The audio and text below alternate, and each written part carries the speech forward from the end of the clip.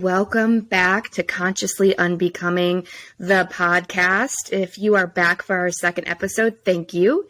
And if you are new to the scene, we welcome you and we are glad Lisa. that you are here. I'm Jess, and this is... She's my badass co-host, and we are so excited to kind of jump into all of the awesome stuff that we have planned for you today, and then probably a lot of stuff that'll just bounce off the top of our head. But what's interesting is we really laid the groundwork in episode 1, talking about, what the hell does it even mean to consciously unbecome and really dissect that definition. And today we're going to really jump into where those belief systems that we house, like where do they have their beginnings and where can we source them from? But just like we did in the first episode, the lovely Lisa is going to pull some tarot cards so I for did us. So pull a take couple it away, cards before girlfriend. You and I started recording a couple minutes ago. And I usually, when I pull cards or when I'm going to pull cards for the podcast, it's really just a message for the collective. I'm not asking about anything in particular, except that I'm just asking for insight or divine wisdom ultimately. And so the two cards that I pulled just now are a solar plexus card and a card that's called Solitude. So number 9 in a typical tarot deck, that card is represented by the Hermit. So these two cards together, as I would read it, is really about, there's a message for everyone listening about the importance of going within and doing the personal work, getting to know yourself on a deeper level, and really learning and exploring what it means to be in your power as an individual. And so that does seem very fitting for even I guess the purpose of this podcast anyway. But that's the message for today. And it also goes along with, I guess, the topic we're going to explore too. I know. It's so interesting how the universe or God or source or whomever you refer to really does guide us. And if we're just open to listening, I laughed the other day. I was deep in meditation and I was also praying, which to me are two different things. And I said, I'm just universe, spirit. I just need a sign to know that I'm on the right path. And there was this really obvious sign that happened to me. And I laughed and I'm like, maybe that wasn't really the sign. Yeah. I'm going to need a signier sign than that. Yeah. And then we're giving you what you want. And it's not. What do we have to do? It's not enough. Yeah. Like, girl, listen.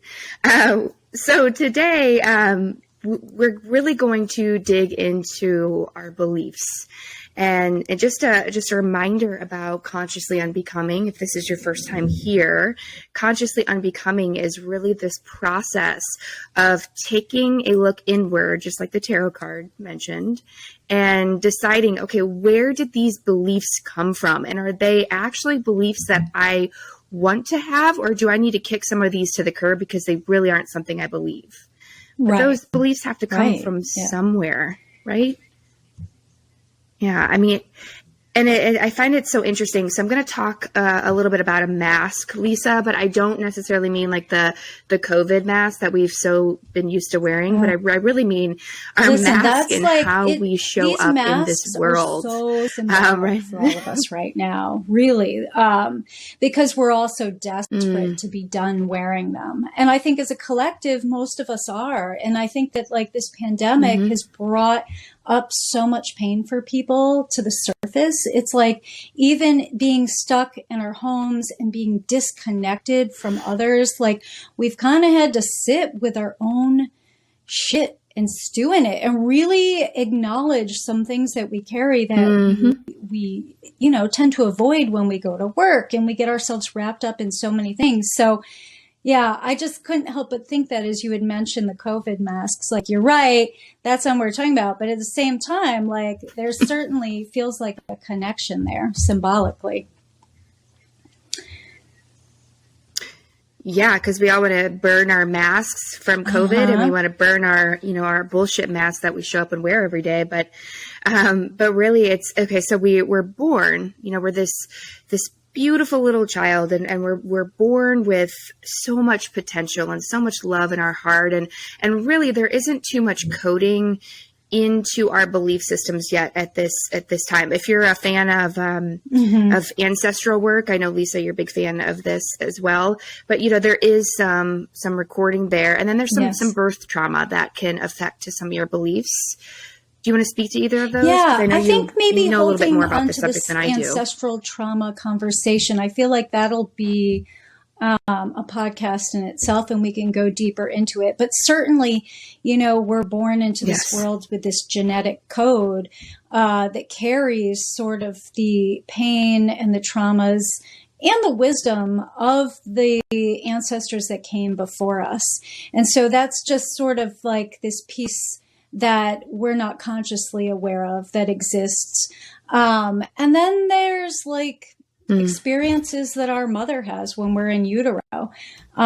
Sometimes there are women who carry a lot of anxiety or are in, let's say, abusive relationships or are sitting with a lot of fear. And obviously it can be the complete opposite of that spectrum too, right? But that sort of energetically can have an effect on us in a way that we are not consciously aware of too. But you're right. Like, as we come into this world, we are just this little being with so much potential for what we're going to do with our lives and what we're meant to be and what we're meant to experience. And yes. Yeah, we pretty much are a clean slate. No, I was just going to... did you think of something else? Just like bring that back to kind of what you started to talk about. So... I mean, bring it back. I didn't mean to cut you off. I feel like I cut you off because you were in the middle of talking about this. Like, okay, so we emerge into the world as a clean slate. Yeah, absolutely. What is it? I think it's John Locke said it. I can never pronounce it, but the tabula rasa, where we're essentially born as a clean slate, where we don't have too much of the coding. We don't have too much writing. I lost my screen where you are. There's your base. We don't have too much writing encrypted into us at this point. But think about it this way. We're born. We didn't necessarily get to choose our parents or our caregivers. I mean, there's a lot of spiritual, I guess, opinions on that. But let's just say for the most part, we don't have a ton of control over who is going to care for us. So we're born into our circumstances, the situations, the environments, that we literally cannot control. Like, we are as a baby, we are so dependent on our caregivers to literally give us life, to feed us, to change us, to keep us clean. And we don't really have much control over that. So we begin seeing things and hearing things, and all of a sudden this empty slate becomes written on. There's some coding. So we see these big old adults walking around, and they're scary, and for a while they're kind of blurry because our eyes aren't fully developed, and we depend on them for everything. And then like that they put this kind of intentional or inadvertent mask on us that we have to put on, because we know, like, well, if we keep crying, they're going to get angry or they're going to get upset, like as a child. If they, if I cry, it makes my mom and dad upset. It makes them angry. They get stressed out. And then what's also interesting is we see our parents modeling things and doing things that we often pick up as our own belief systems, or even our own coping mechanisms and ways of reacting. So I just said a lot of stuff there. So do you want to comment on any of that? They, whoever they is, psychologists, I guess, say that the first 7 years are the most important for parents to like get it right, which, oh man, as a parent, I'll spin on that if I allow myself to, because I think I've fucked some shit up. Yeah. And, but, same, I think what you're speaking to, and also, I can't help but think of things through our energy system or through our chakras, and how certain things will start to develop through those early childhood experiences. But that first one, it's like the first chakra. It's all about your foundation, your structure. So you're right. We come into this world and we're so incredibly vulnerable and impressionable. And if our needs aren't met in those first few years, then it creates a situation where it's very difficult for us to trust the world. Those are the kids or even the adults that you see who have attachment disorders or difficulties with attachments, are the kids or the babies that really didn't get their needs met early on. And I realize that there are a lot of different opinions about things like, letting your children cry or your babies cry it out and stuff. But you have to think about, too, if as we're talking about this on masking, okay, what are the messages that babies internalize when their needs are not being met?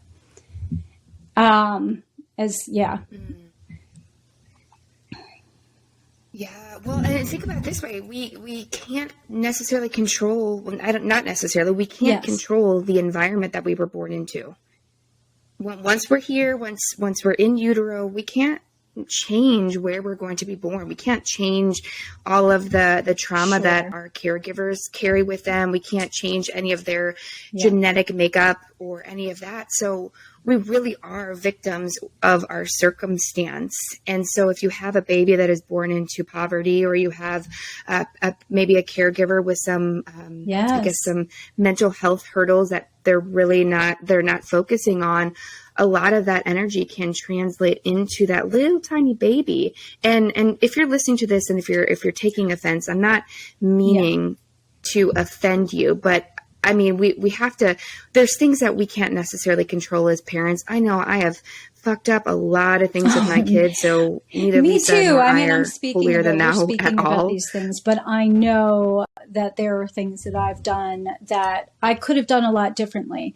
And what I want to say with that too, like, because I'm sure that may trigger all sorts of stuff in people and parents, but you have to, like, I realize even for myself and really for anybody, it's like you have to be forgiving with yourself for the things you didn't necessarily know back then that maybe you know now, if that makes sense. Like maybe we create challenges or situations that we look back and go, oh, well, shit, I could have done that better or differently. Yeah, but you'll know things a whole lot differently now as you grow and evolve. And so it's okay to be compassionate and forgiving with yourself, if that makes sense. Yeah, and isn't it Maya Angelou that says, when you know better, do better, or some derivative of that? And I mean, I look back, I had with my daughter who's about to be 7 in about a month, which blows my mind. I feel like I was just pregnant with like jowls and just, couldn't put my shoes on. But I took for granted a lot of those early days being a mother, because that identity just, I took for granted, I would feel like a large part of her early life, because you don't realize that sleepless newborn stage really does end. But then you're also shifting into a new identity. So now you have, so now we have these masks that we put on that are based on what's happening around us. Like what are some things that you would say, like as children, we learn from, I guess, our parents or our caregivers or the world around us? There's so many things. Number one, I mean, there's the direct experiences that we have with our parents. And let's say, for example, how our parents tend to our emotional needs. We'll say a whole lot about how we deal with our emotions as we become an adult. So there's how we're impacted by their responses, but then there's also kids are just very observant and they're really just learning from being in their environment. So a lot of that has to do with modeling and how they see how other people deal with their emotional stuff, which will also create the mask that you're speaking about. So there's the emotional person, but then that's kind of like as kids, we're so innocent as we move in the world, whether that's our singing and dancing and playing and really creating these experiences of joy as a child, and how the adults tend to respond to that. And not just adults, but peers is a big one too. So it's then, what messages are we internalizing about ourselves based on the way that other people are reacting and responding to us? When in hindsight, I'm 33 now, it took me just about 32 years to realize that people's reactions to us are essentially none of our business. They are truly a reflection of them and not us. But that is so hard. Like, even though as enlightened as some of my thought processes are and in line with my higher self, I sometimes don't think that, where sometimes I take it very personally. But what you were talking about earlier, just like about our parents and how and what they're modeling, I think about this with my own daughter, sweet Nora. I sometimes will get really frustrated, and all of a sudden I'll be like, shit, or like, fuck, oh, like that. And I've watched her do this. I've watched her be like, shit. And then I'll be like, Nora, like, don't say that. And she's like, well, you say it. And how do I react to that? You're absolutely right. I do that. But what's interesting is, just in turn, instead of trying to correct this problem I see in her, I taught her, when those words might be appropriate and not appropriate. But then also I watched myself, because I knew she was getting it from me. And I did kind of a little, mini case study that when I stopped cussing as much and I vented my frustrations in a different way, she didn't do it anymore. It's like, goodness. So think about that. They not only model our bad behavior, but they also model our good absolutely behavior.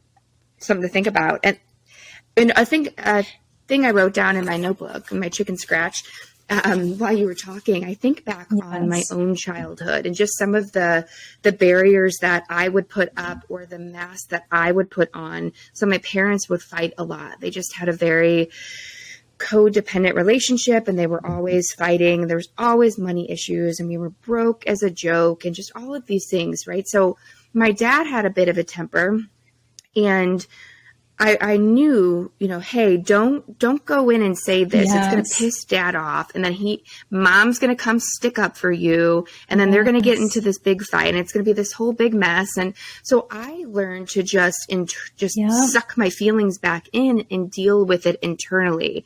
And what's interesting is our brain then takes stock of our surroundings, and says, hey, that coping mechanism that you just used, it starts gathering evidence to prove that was an appropriate choice.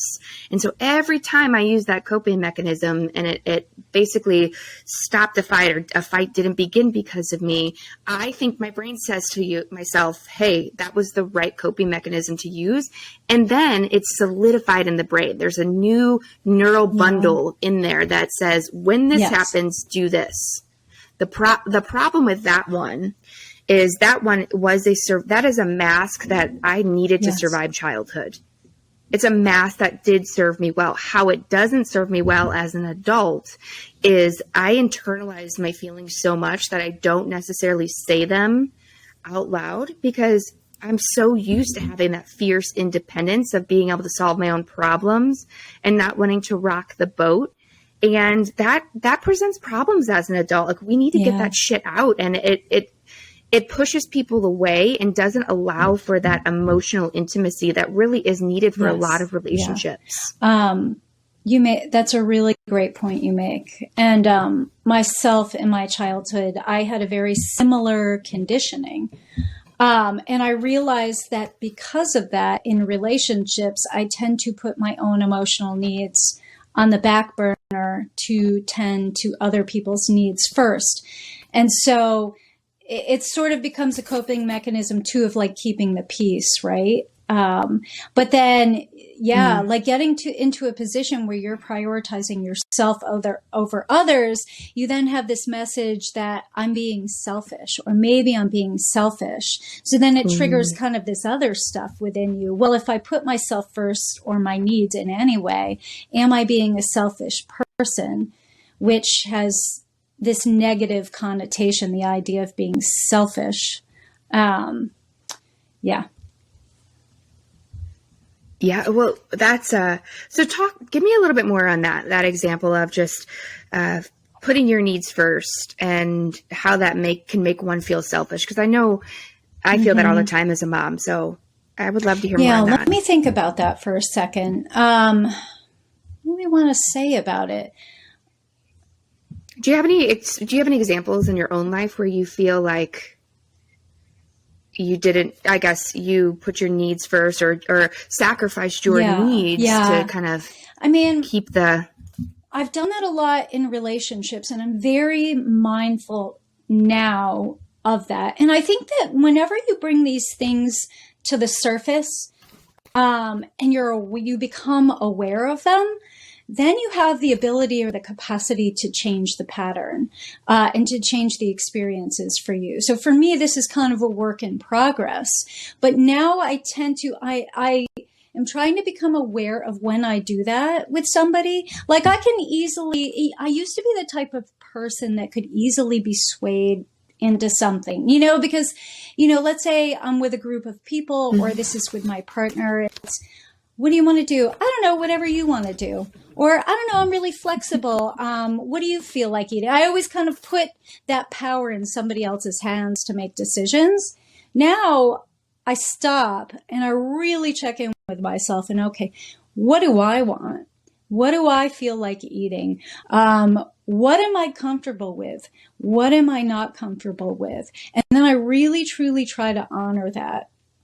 And that's when things really start to change and shift in your life. When you start asking those questions and actually honoring what's coming up for you. Yes, because somewhere along the road that you learned that from someone, and then your brain took notice and said, this is appropriate for you to react this way. And for me, just going on that whole, like, what do you want to eat thing, I asked myself, like, do I genuinely not care? Or is it even, is my brain too overwhelmed and exhausted at this point to make another damn decision? And I just want somebody to freaking make it for me and take care of me. But either way, you are checking in with you, which is just the important piece of it. It's not just brushing it aside, but really checking in. Okay. Is that exactly what you just said? Well, now I'm hungry for some weird reason. I was just thinking about like French what do you want to eat? Just kidding. I don't know. I feel like greasy food. Maybe it's a trash food kind of day. It's because it's raining here in Vermont. It's not a pretty, and it's chilly too, and everything's wet and dark. One of the so with these masks that we put on as children and just that we grow up wearing. Now we don't have just this one mask. We have lots of different masks that we put on. I'm fine. I'm just having this like mind-blowing acknowledgement as you're speaking. Hit it. Okay. Go ahead. Well, this is a story. So I don't know how much we have time for it. You're familiar. Is a story. You're familiar. Okay. No. So, Jess, like I showed you the mask, right? It's just really wild that it showed. It's a physical mask, y'all. It's a physical mask. It just showed up in my life just right before we started talking about this podcast. And I just don't think backstory. Tell the story. I have this mask, right? It's this African mask.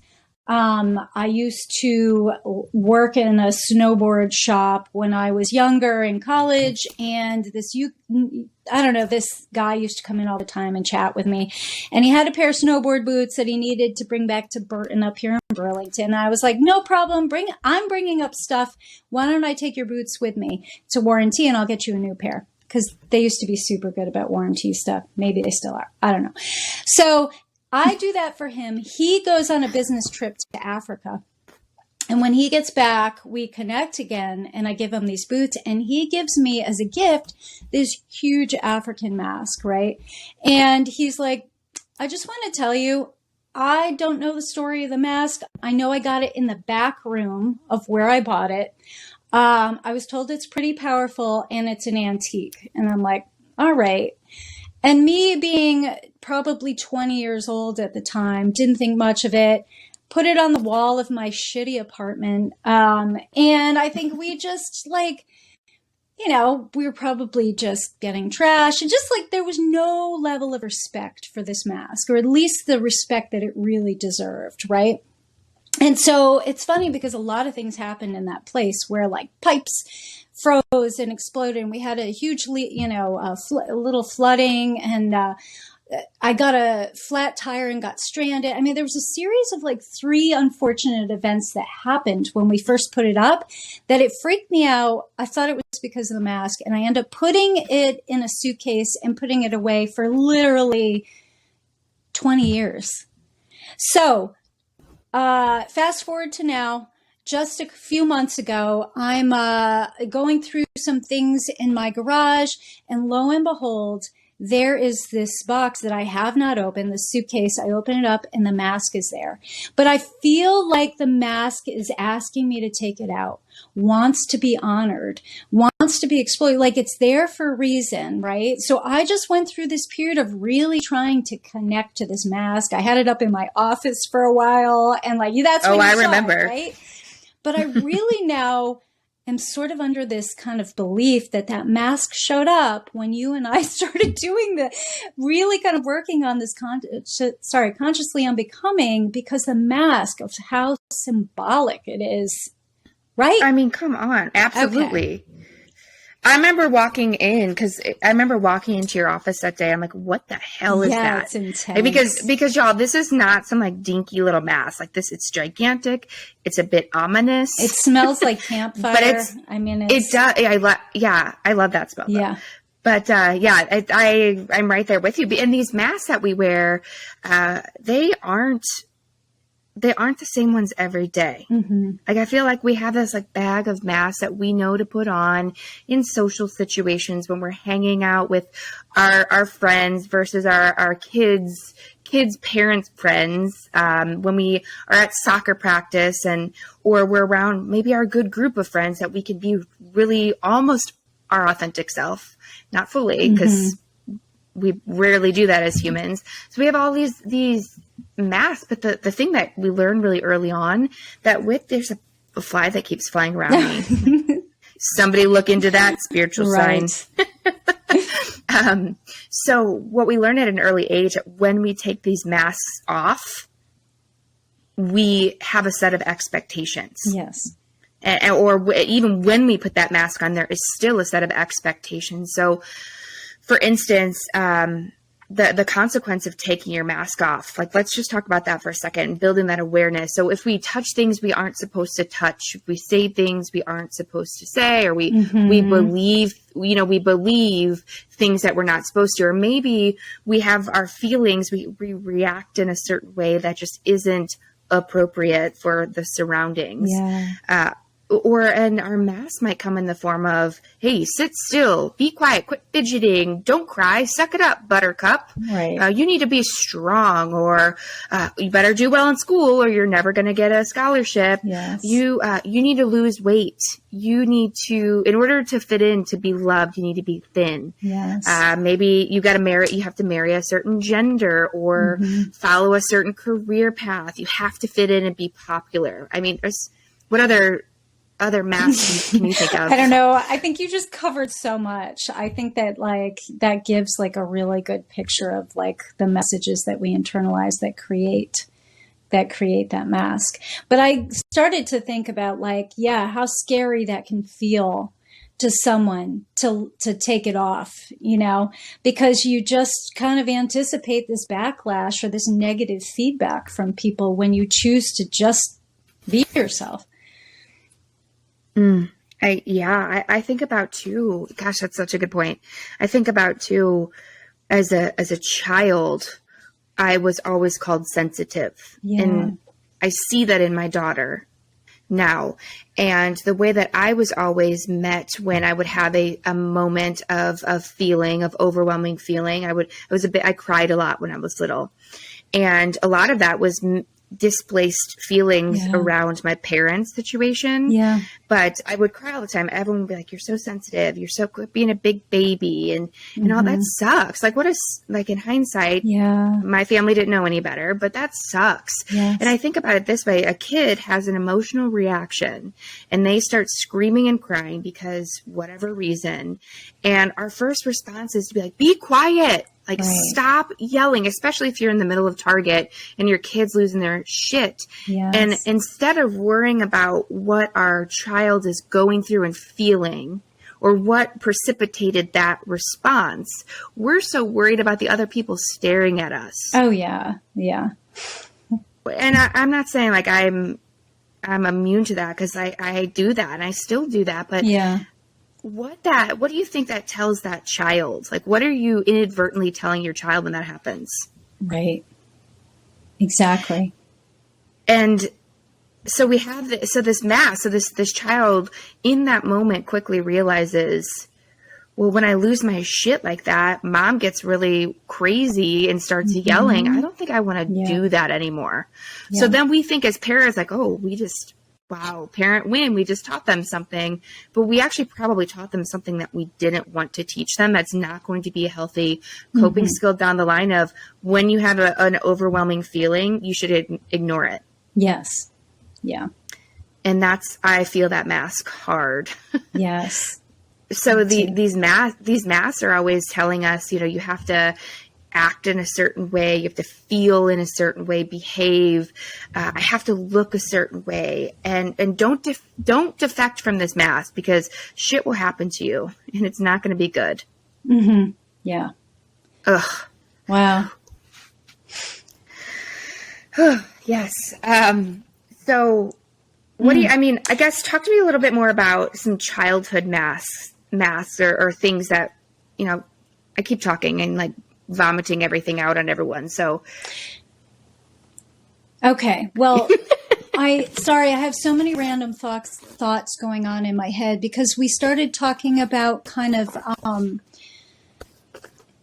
how we can sort of develop through all that, this kind of like fear or, of what other people will think of us. Right. And, or how, I don't know, the sensitivity even to how other people just react and respond in general to us. And I remember like a long time ago, now I don't know if this is a quote or this person was just like very wise, but this person looked at me and said, how there are people who are going to love you and there are going to be people who hate you, and it's never going to have anything to do with you. And you really have to consider that. And I was like, oh, okay. All right. I'll sit with that. I wasn't in a place where I could really embody that. But I think there's so much truth to that, because really the way we react and respond to other people is always about us. Always about us. It's not to say that we're not responsible for, if we say something shitty to someone, we're responsible for our behavior. We're responsible for what comes out of our mouth. So in that's a bit different. But typically, if we're treating somebody else in a shitty manner, there's something going on within us that's making us behave or speak in a certain way. And it has a lot to do with our relationship with ourselves more than anything. Oh, that's fantastic. You jogged a thought in me with that story or with that. So it's interesting. I will have these moments where I'm working and I'm maintaining the house and all these other things and family and kids. And so then my kids will come home, and it's almost the straw that broke the camel's back, right? Where they do one, silly little thing, and then all of a sudden you're like, fuck, like, ah! And you lose your shit, right? And so then I've stopped myself now, because I know what this can do to a child, because I've been there. Yeah. I will stop myself and I will look at my kids and I will say, that had nothing to do with you. and everything to do with me. Yeah. That I should not have reacted that way, but I did. So I'm going to try to do better next time. Yes. And that's not, that's not going to solve everything, but at least that's communicating to them, like, you're not responsible for my behavior or my feelings or inability to control my emotions. Yes. And a second part that you're teaching is also, I'm owning my stuff. I'm recognizing that I made a mistake and that it's okay to make a mistake because we can move forward and do a better job. And I think it's so important for parents to be able to do that, to be like, you know what, I fucked up. Maybe we don't use that language, but to acknowledge when we make a mistake and we apologize to our kids, and we can acknowledge, like, this is not about you. This is not something you said or did. You are not responsible for making me feel a certain way. Because I realize that is maybe a thing that I've put on my kids in the past. I try to be really conscious of that now, because I don't know if you've done this or you've seen other parents or just people in general do it, where it's like, you tell your child how it made you feel when they did something. Do you know what I'm talking about? Like, that made mommy feel mad. Yes, right? Now, we're doing it because we're trying to teach our kids something, but we're also teaching them something they're internalizing that's not good, that, oh, I'm responsible for my parents' feelings. I'm responsible for other people's feelings. And that's like something that we're all trying to unbecome. We should, it's should like be, really yes. something for all of us to be like releasing and letting go of, the responsibility for other people's feelings. Ooh, yeah. Or gosh, like if you just would listen to me the first time, like I wouldn't get like this.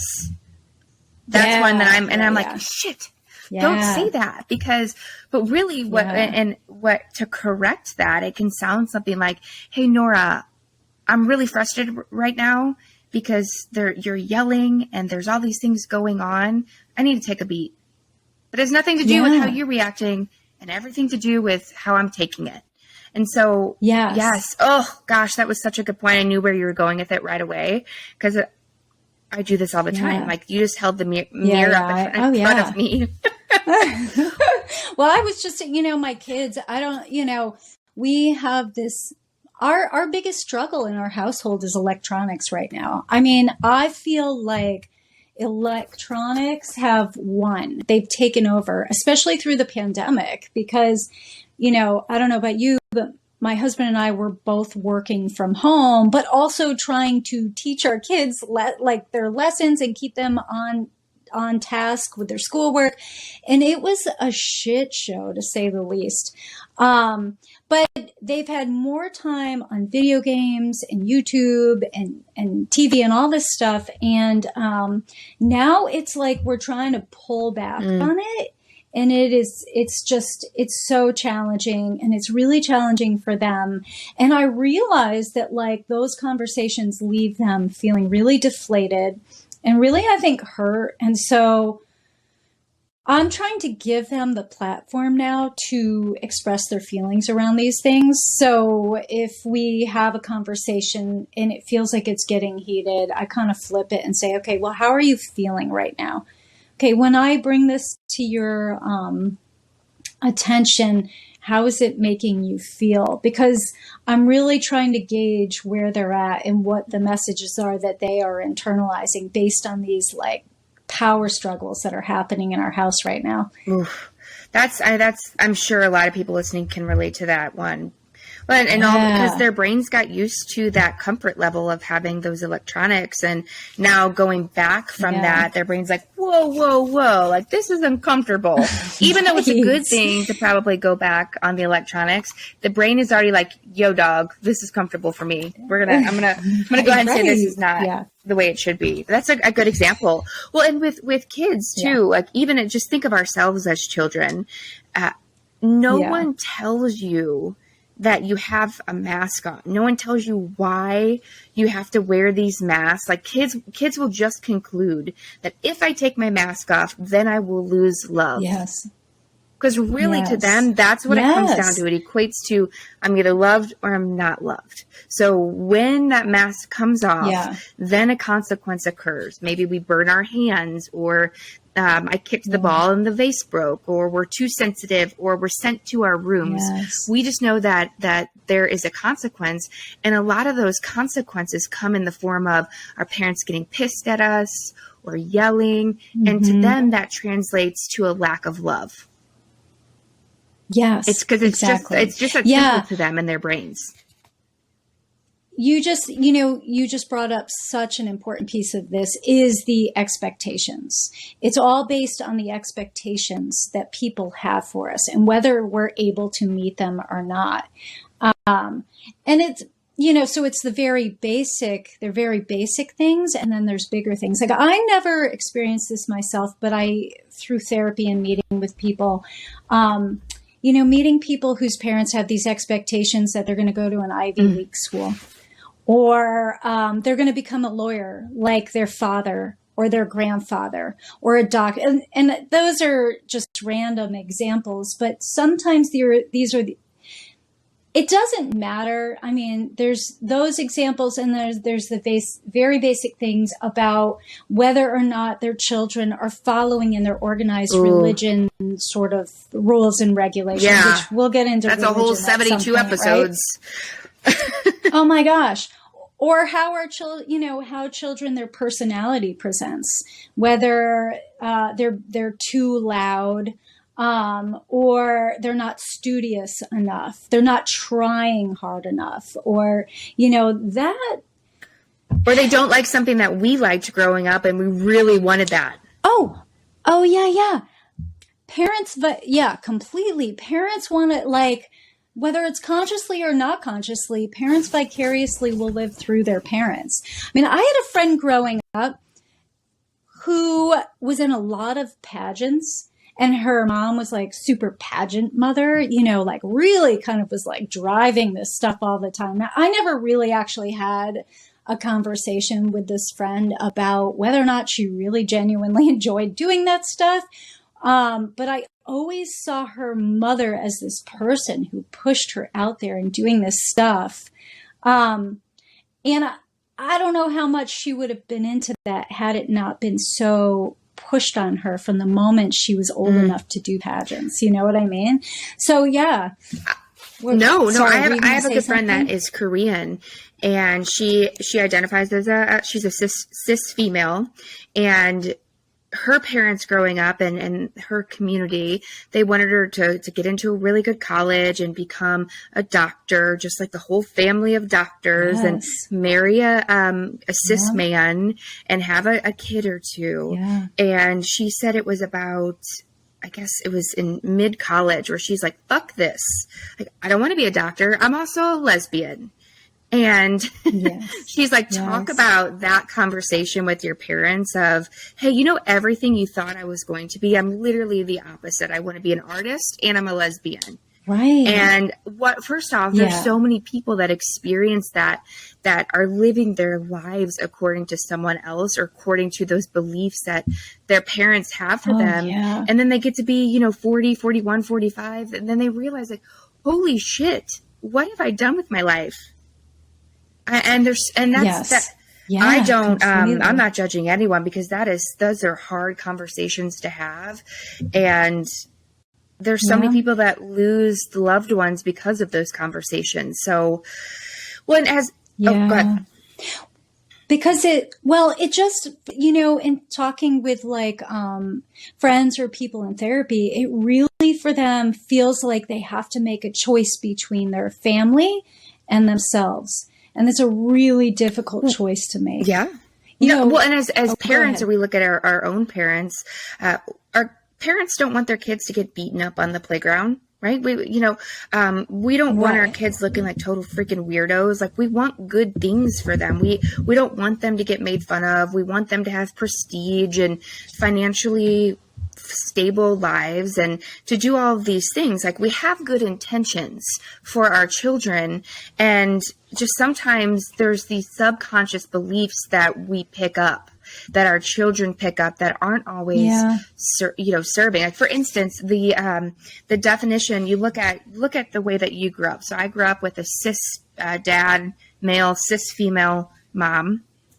And for me, that's what a family looked like. A family was a male and a female, and they had some kids, and they lived in this big house, and that was that was what a family was. So then that kind of becomes my worldview just by association, just by being there. Yeah. Luckily, I had parents that were really open-minded, so they were always teaching me about other variations of families. But for some people, they don't grow up with that. So you get into the world and you have these, you have all different variations of families now, two males, two women. I'm sure I'm messing up something with genders these days, or people that are non-binary. And if I am messing something up, y'all, please call me out on it. But we have all these variations of families. And some people, when they grow up through life and they see that, and it's completely different from what they grew up with, their body, their central nervous system, their brain sets off all these alarms and says, this is not right. This is not right. I don't, or with religion. You grew up with Jesus, you grew up with the Holy Trinity and Catholicism, and then you meet someone from another religion, and the first thing you say is, they're not right. All of these things. And luckily, we get to go through life, if we're fortunate enough, and decide somewhere along the way that, hey, it's okay if other people worship God in a different way. It's okay if a family is comprised of two moms instead of a mom and a dad. We're fortunate to get to that place, but we see so many issues that occur in this world because people aren't willing to step back and say it's okay to be different, or their worldview is being challenged from what they've always grown up seeing. Yes. Yeah, completely. I find that, I always have found that so fascinating, because our early beliefs are formed because of what we are surrounded by. Right. And when people internalize these belief systems, in that type of structure anyway, you're sort of given this idea that belief system is supposed to be for everyone, not just you, but for everyone. And that's how we start to develop judgment, right? We already have our judgments, our deep judgments of ourselves through all this conditioning and all these experiences. But then that's what makes it so, that we can judge the rest of the world. But really, if we develop our own belief system for ourselves and ourselves only, then we all really could get along a whole lot better if we could just keep our focus on ourselves and less on other people. Gosh, I never even thought about that. Just our own beliefs then form our judgments about others in the world. Like, that is such a profound statement. Yeah. Can you talk a little bit more about that? Do you have any more juice to talk about it? Any more juice to talk about that? Well, let me think about that. I mean, I just, it's just a very basic thing. It's our judgments of others is really based on our judgment of ourselves. So we keep ourselves within this box ultimately, or this structure of, I need to be this, I need to be that, and so when we see somebody else out of line from what is our own internal belief system, it's very quick for us to be able to see that and make a judgment of it, and then develop an opinion of that person based on that judgment. Really, if we were wise, and this is like something that everybody can sort of get into the practice of. So when we find ourselves triggered by something else somebody else is doing, the best thing in that moment to do is to say, okay, well, what is it within me that's getting triggered by this thing that this other person is doing or saying? It's always important to bring it back to the self, to ask ourself an inquiry of questions. What is it about me that's being triggered by something that this other person is doing or saying? Those are the parts of ourselves that need the healing most. I did this recently.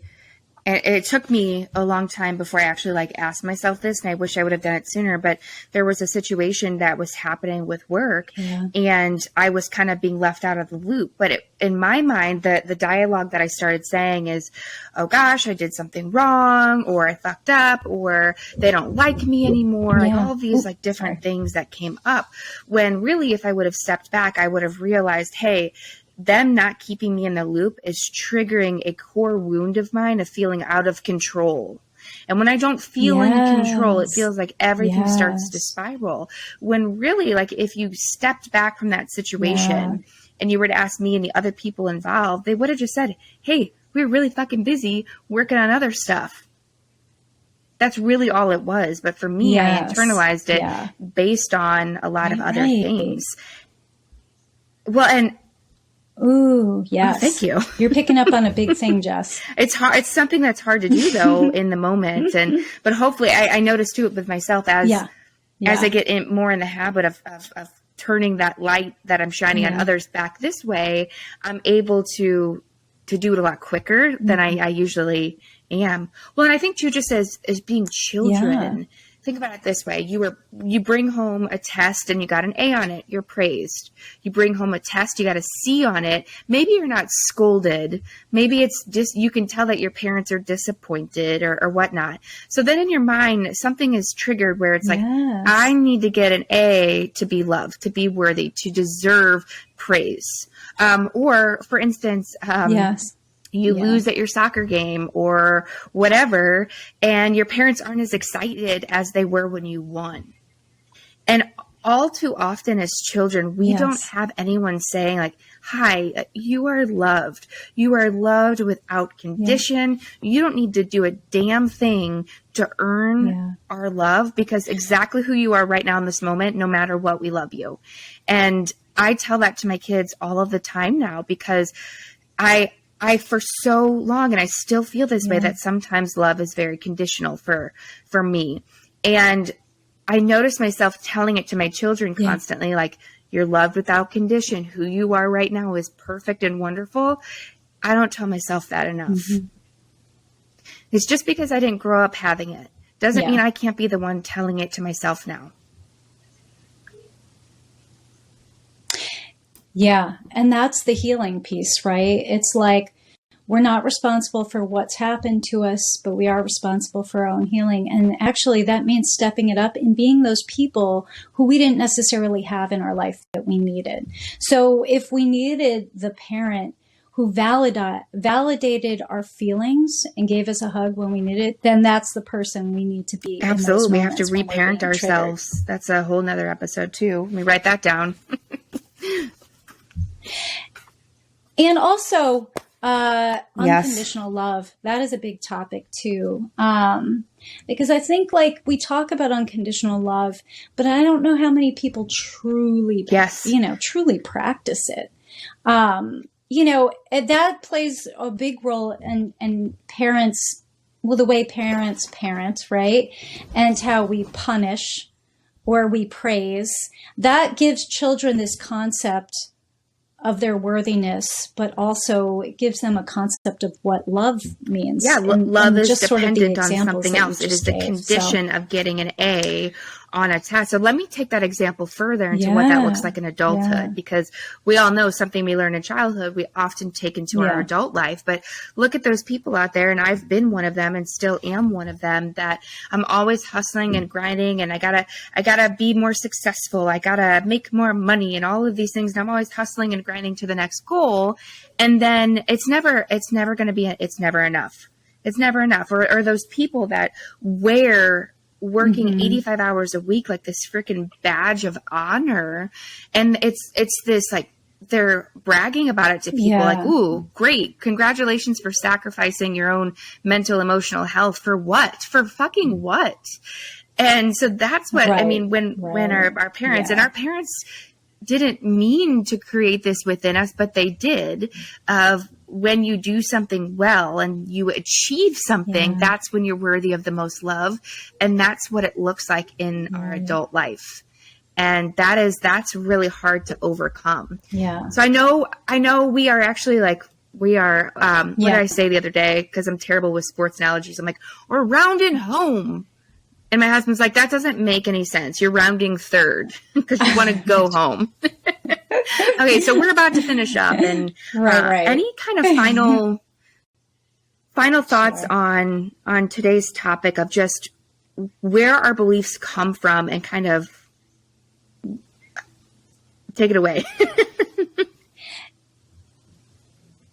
I was just thinking of just sort of a task, if people are kind of like sticking with us and want to do a little bit of the work. And this is something that I do in therapy with people, but, take a journal if you're up for it, or just paper in general, but write down what your belief system is about yourself. What are the things that you believe about yourself? The good, the bad, the ugly, all of it. And do your best to just be mindful of not judging yourself for the things that are going to come out. And what you do with that list, once you've really created it, and sometimes it's not something you do in one sitting. Sometimes it's something that you do over the course of a week or two, because as you start to become more self-aware, you start to catch yourself in those beliefs. And so you can continuously add to this list. But once you feel like it's complete, sit with it, look at it one by one, say it out loud, and recognize, does this really, truly resonate with you? Does this make you feel good? Does this make you feel empowered? Or does this make you feel like shit? Because if it makes you feel bad, then this is maybe one of those beliefs that we need to learn to let go of. And then maybe we come up with a belief that's more in alignment. Do you want to give an example of one of your beliefs that you would write down? Does that make sense? Oh, Jesus. Yeah. I'm going to go first because I have one. There's a lot. But if you have one, go ahead. I mean, I've already thought about these just for like the topic that I have to whatever's coming to your head, thinner and more fit in order to achieve the level of success and just overall life joy that I want. Now, that is one I've been actually really dissecting for a really long time, and we'll talk all about this. And it doesn't plague me as much, but I can almost tell you that I can almost guarantee that a lot of people listening to this are dealing with a lot of body woes and hang-ups. Yes. Well, okay. Well, you're just bringing up for me one of my belief systems is that I'm not an attractive person given the body that I show up in. So through my life, because I'm a really thin person, I'm incredibly thin. I was a teeny tiny baby when I was born, and I've just always stayed small, but I grew up in an Italian family, and I am not built or shaped like anyone in my family. And so everyone thought there was something wrong with me. And there was a period of time that my family thought I was anorexic, and we were always trying to bulk me up. They'd make, I don't know. Yeah. Hello, like Christmas story. Drink like more Ovaltine. But like, yeah. Okay. So my family would make me drink. This is really more my grandmother. Like my grandmother ultimately was like the driving force of trying to change the shape of my body. But she would make me drink Ovaltine and these shakes and Ensure, trying to like get me to gain weight. But, and it never worked. And I ate plenty. It's just, but because of that, I internalized, here comes my cat, internalized these beliefs about myself that I was not attractive. I wasn't attractive to boys. I didn't have these curves. I mean, that comes from personal like experiences in my family, but even just these ideas or concepts of beauty in social media. So me accepting myself as a person that would be attractive has been this belief that I'm trying to deconstruct. One of the things I have told myself is, if I don't if I don't lose a pound, or if I don't change my body shape from now until the day that I die, I will be mostly okay with that now. However, that was not always the case. That was so, yes, we will talk all about that. I guess the closing comment that I would like to make on beliefs is that I believe that a belief is just a statement of our reality that we believe is the truth. A statement of reality that we believe is the truth. A statement of reality. And there's a lot to dissect with that one, and I think it'll be a good place to end today and a great place to pick up on the next episode. So everybody listening, we are beyond grateful that you are here today. We're so proud of you for showing up and for doing the work and looking within yourself to consciously unbecome those beliefs that no longer serve you. We can't wait to talk to you again. Talk soon. Bye. Thank you. Bye.